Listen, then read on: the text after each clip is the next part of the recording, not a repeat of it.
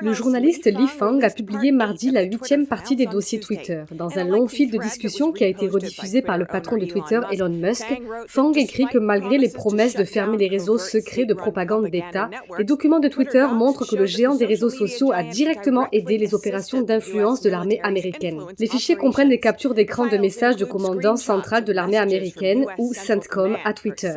Fang écrit: en 2017, un responsable du CENTCOM a envoyé à Twitter une liste de 52 comptes en langue arabe que nous utilisons pour amplifier certains messages.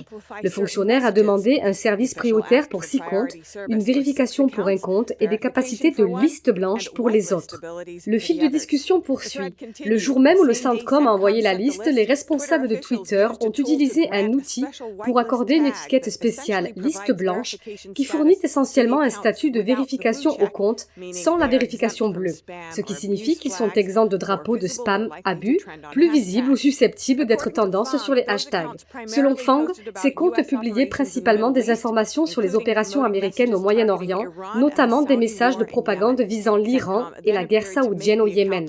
Le CENTCOM a ensuite donné l'impression que ces comptes n'avaient aucun lien avec les États-Unis. Fang a déclaré que selon les dossiers qu'il avait examinés, beaucoup de ces comptes ont continué à tweeter tout au long de cette année, et certains n'ont été suspendus qu'à partir de mai 2022 ou plus tard. Le rapport conclut que Twitter a activement aidé le réseau du CENTCOM depuis 2017 et jusqu'en 2020, sachant que ces comptes étaient conçus pour tromper et manipuler le discours, une violation des politiques et des promesses de Twitter.